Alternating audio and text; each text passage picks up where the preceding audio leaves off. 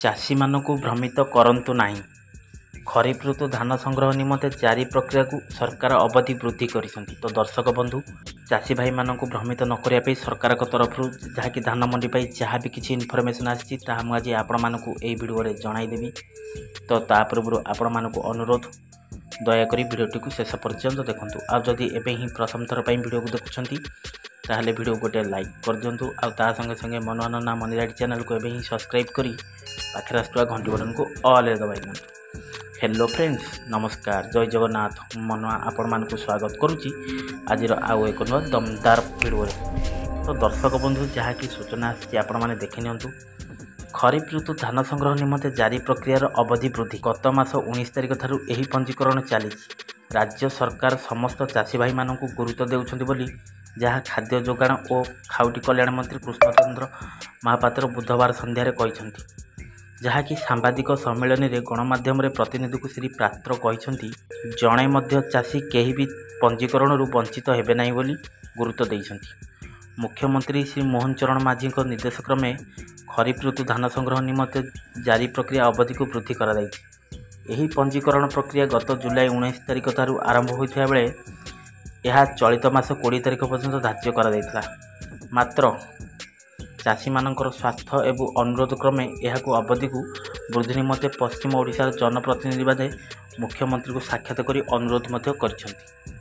खरीफ ऋतु धान संग्रह पर पंजीकरण प्रक्रिया गत जुलाई 19 तारिख ठारू आरंभ होइथिबा बेले यह चलित मास 20 तारिख पर्यंत धार्य करा जायथिला।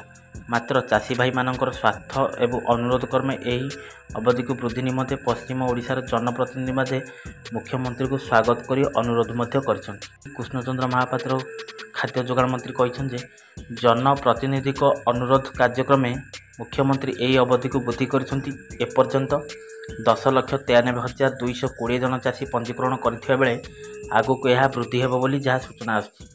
एथिसहित पंजीकरण प्रक्रिया को आहरी सरलीकरण करा जायछि।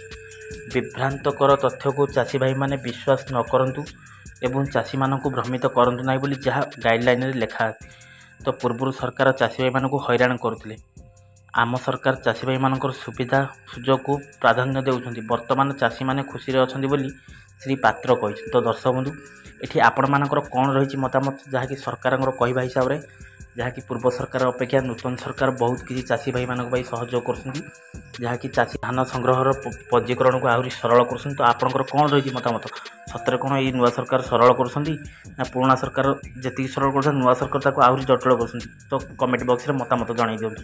तो दर्शक, जदि भिडियोटी भल लगी ए भिडियो को सांग मान सहित शेयर करूँ जहाँ कि जो मैंने घरे माँ मैंने कि जो मानकर बापा मैंने कि भाई मैंने जब चाष कार्य अच्छा से मंडी में पंजीकरण जो नियमटी आसी धैर्यहरा हे ना जहाँ कि चाषी भाई मानक भ्रमित करूँ समय अच्छी समय व्यवधान आपने पंजीकरण करेंगे। तो दर्शक बंधु, आज जब भिडियोटी भल लगी भिडियो गोटे लाइक कर दिंतु। आ संगे संगे मनुआ मनिराडी चैनल को एवं सब्सक्राइब करी पाखे आसुवा घंटी बटन को ऑल दबाई ना। तो दर्शक बंधु, आशा करुँच आज यही छोटिया भिडियो अपडेट आपको बेस फुलफिल होता। तो आज तो समय हो जाए भिडियोटा को एट रखी पुणी देखा नेक्स्ट एक एपिसोड रे पुणी एक नुआ दमदार भिडियो को नहीं से पर्यंत मत विदाय दिंतु। रोची नमस्कार, टेक केयर, बाय बाय, जय जगन्नाथ।